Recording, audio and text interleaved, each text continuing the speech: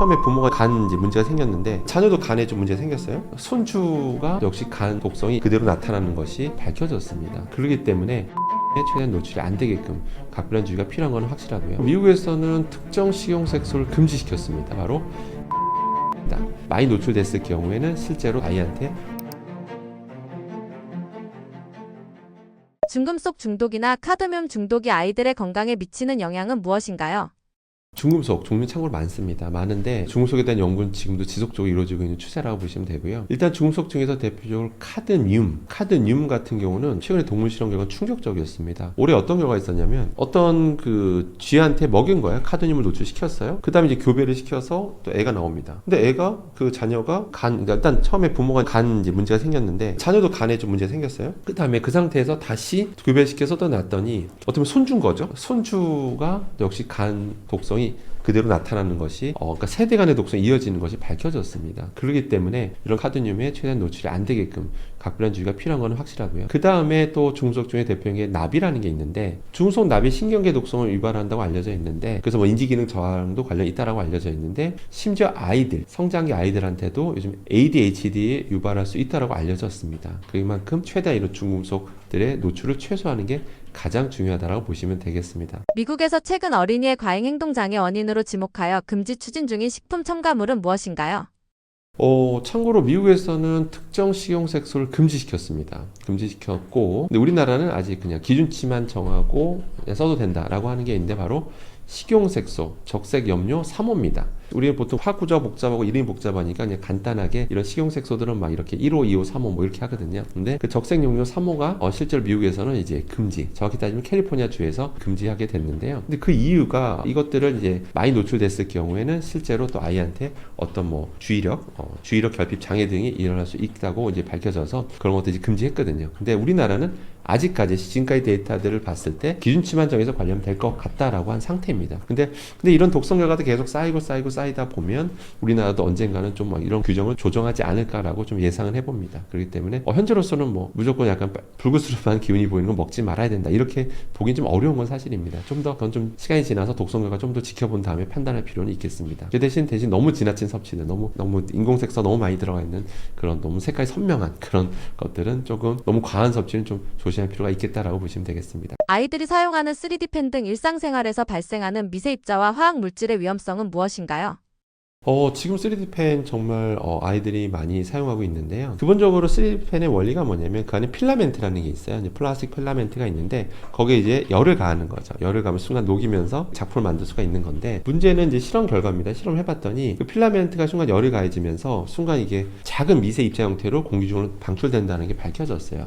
그런데 쓰이는 소재들이 뭐냐면 보통 ABS 소재에 많이 쓰이고요. 최근엔 PLA 소재, 생물해성 플라스틱이 괜찮겠지라고 해서 그런 PLA 필라멘트 요새 많이 쓰이고 있는데요. 근데 ABS든 PLA 필라멘트든 그게 미세 입자 형태로 공중에 날아가게 해서 우리가 들이마시게 되면 실제로 기관지를 해서 거르지 못하고 폐까지 가게 되는데 PLA를 하더라도 그렇게 입자 상태로 폐에 달라붙게 되면 폐독성이 일어날 수 있는 만큼 반드시 이건 주의가 필요한데요. 그래서 결과적으로 가장 중요한 거는 이런 3D펜을 사용하신다면 환기가 잘 되는 조건을 사용하시는 게 굉장히 중요합니다. 작은 방에서 밀폐된 공간에서 지속적으로 하게 하지 마시고 반드시 다 오픈된 공간에서 그런 걸 사용하게끔 지도해 주시는 게 가장 중요하다고 보시면 되겠습니다. 수돗물에 대해서도 미세 플라스틱이 있다고 하는데 미세 플라스틱을 최소화할 수 있는 현실적인 방안은 무엇인가요?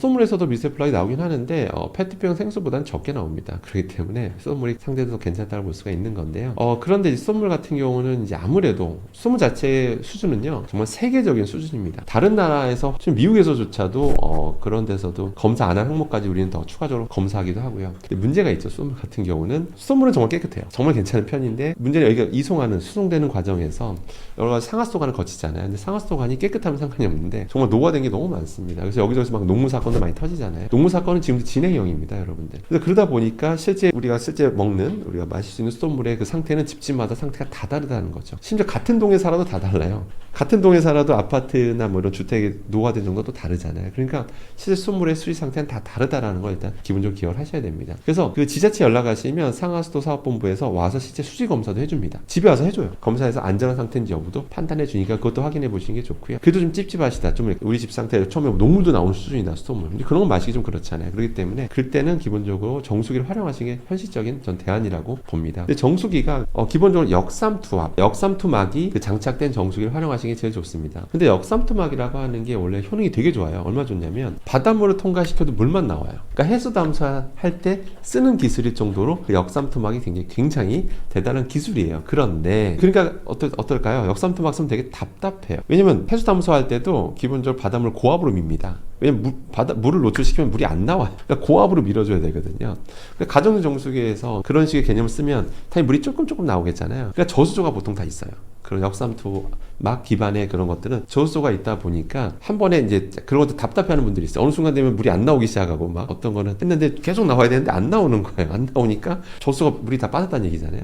또 저수에 물이 찰 때까지 기다려야 된단 말이에요. 그러니까 답답하잖아요. 그래서 나온 게 뭐냐면 직수 막 이런 얘기 막 들어보셨을 거예요. 직수 저수가 없다라고 막 강조하잖아요. 넣자마자 물이 콸콸 쏟아진다라고 해서 막 강조하는데 그게 왜 그러냐면 상대적으로 그 막의 필터가 있잖아요. 기공 크기가 커서 그렇습니다. 원래 순수 역삼투막은 원래 기공 크기가 너무 작아요. 너무 작은데 일반 물을 놔도 통과도 안 해요. 그런데 그래서 기공 크기를 살짝 키운 겁니다. 그렇게 해요. 그래서 상대적으로는 물은 좀 빨리 나가 우리가 편하긴 하지만 그 필터닝 능력은 원래 전통 방식의 역삼투막보다는 조금은 떨어진다라고 보시면 됩니다. 그래도 미세 플라스틱 정도는 다 거르니까 사용하시는데 큰 불편은 없을 겁니다. 그래서 이왕이면 좀 답답하시더라도 저수가 있는 그런 정수기 쓰시는 게 제일 좋고, 근데 문제는 그런 것도 좀 부피가 좀 커요. 그래서 좀 많이 불편하실 텐데 그래도 그게 제일 좋은 거다라고 보시면 되고요. 조수 같은 건 청소도 정기적으로 와서 해주시니까 또 여러분이 직접 하실 수도 있고, 그래서 그런 방식을 좀 참고하시면 좋겠습니다.